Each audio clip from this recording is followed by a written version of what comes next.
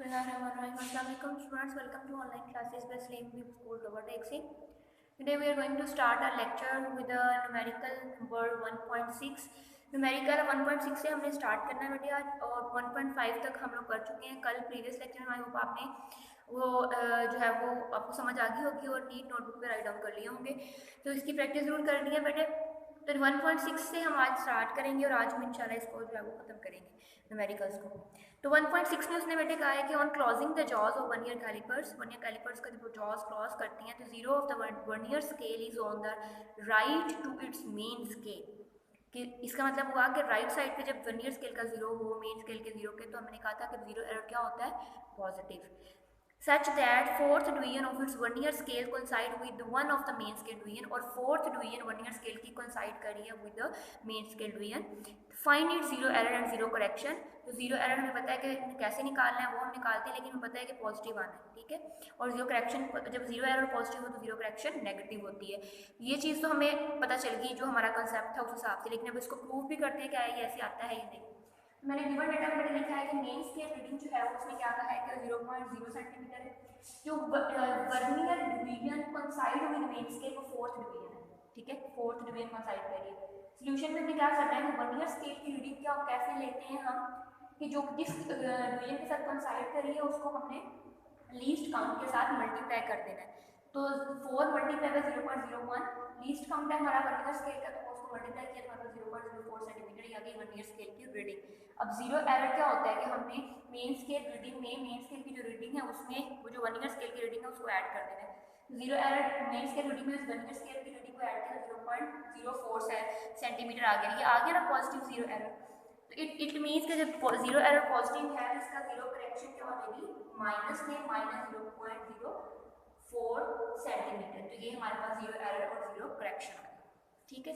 Next बेटे 1.7 में उसने कहा है कि सिक्रू गेज है, ठीक है, हैज़ 50 डिवीजन है ऑन इट्स सर्कुलर स्केल।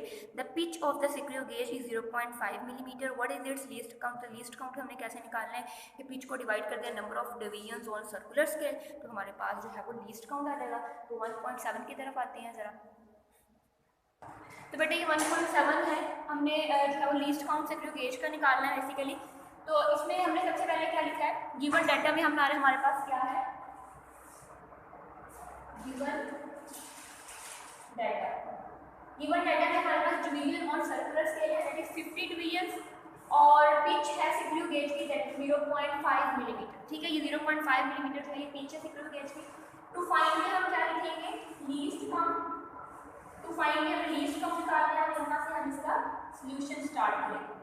तो सॉल्यूशन में हमने लीस्ट काउंट का फार्मूला लिखा, that is the least count is equal to pitch divided by number of divisions on circular scale, ठीक है। तो बेटे अब इसमें हमें क्या करना है, सिंपल इस फार्मूला में वैल्यूज पुट कर दो। तो हमारे पास पिच कितनी है, 0.5 millimetre 0.5 millimetre divided by 50 division थी ना, तो 50, तो ये हमारे पास कितना आ गया 0.0 मिलीमीटर, ठीक है। तो ये हमारे पास जो है वो 0.01 मिलीमीटर आ गया। अगर हम इसके लीस्ट काउंट को मैंने जैसे आपको बताया था सेंटीमीटर में लेके आना है, तो हम उसको 10 ऐड कर देंगे तो 0.001 सेंटीमीटर ये इसका लीस्ट काउंट आ जाएगा, ठीक है। यहाँ हम लिख देते हैं least count and dot C least count को रिप्रेजेंट करते हैं। तो ये जो है इसका लीस्ट काउंट मिलीमीटर और सेंटीमीटर में आ गया, ठीक है। तो ये तो 1.7 हो गया। उसके बाद 1.8 है, उसमें उसने कहा है which of the following quantities have 3 significant figures. ये जो उसने ABCD दिया हुआ है उसने 4 दी हुई, इसमें उसने क्या है किस किस में 3 सिग्निफिकेंट फिगर्स हैं। तो ये आपने सिर्फ बताना है इसमें। जैसे अगर मैं बात करूँ A की, तो A में जो है वो 3.0066 है, तो इसमें सिग्निफिकेंट फिगर सारे सिग्निफिकेंट फिगर्स है, इसमें 3 नहीं है, तो ये तो नहीं हो सकता, ठीक है। तो हम यहाँ पे अब लिखोगे कि इसमें चलिए मैं आपको इसकी स्टेटमेंट्स लिखवा देती हूँ साथ साथ। 1.8, तो बेटे 1.8 में सिंगुलर इसके 4 पार्ट्स लिखे हैं। पहला है 3.0066 मीटर, तो इसमें सिग्निफिकेंट फिगर्स कितने हैं, 1 2 3 4 5 सिग्निफिकेंट फिगर्स हैं। क्यों, क्योंकि जो जीरोज बिटवीन जो है वो सिग्निफिकेंट फिगर्स के दरमियान में होते हैं उनको हम सिग्निफिकेंट कंसीडर करते हैं, इसलिए ये 5 है। आप जस्ट ये स्टेटमेंट्स भी लिख सकती हैं। आप अगर आप ज़्यादा इन्हेंस करना चाहते हैं, पेपर की प्रेजेंटेशन अच्छी करना चाहते हैं, तो आप इसके साथ नीचे इसका एक कैप्शन में इसकी रीज़न भी दे सकती हैं कि क्यों जो है 5 है, क्योंकि जो इन बिटवीन सिग्निफिकेंट फिगर्स में जो जीरो होते हैं वो भी सिग्निफिकेंट ही कंसीडर किए जाते हैं।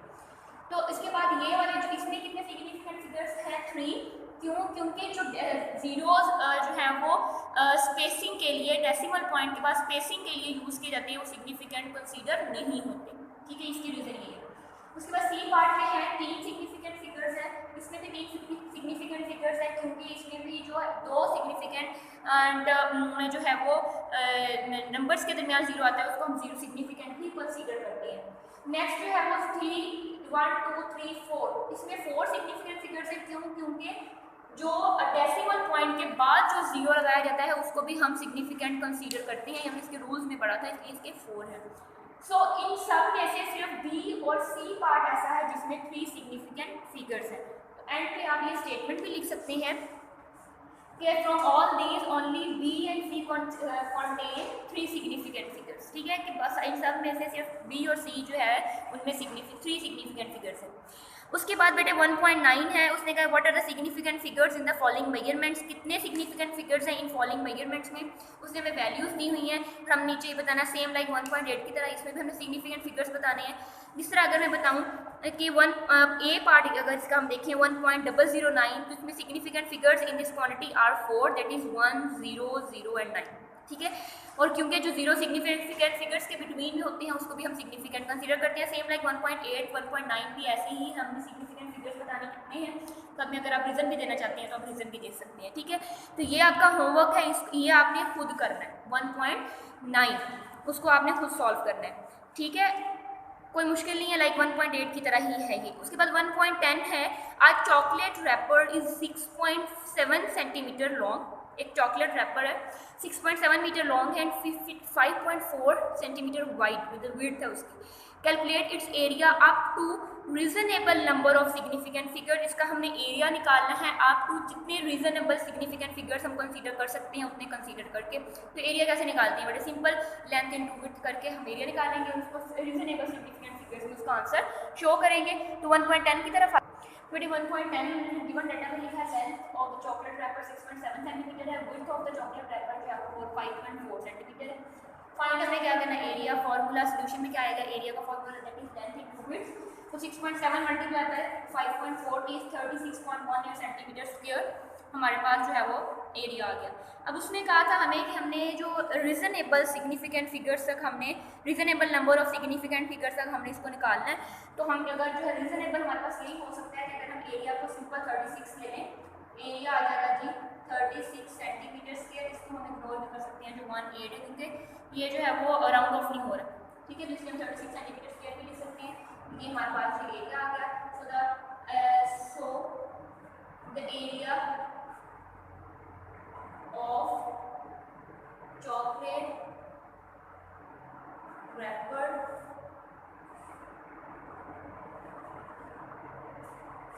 is 36 centimetre square.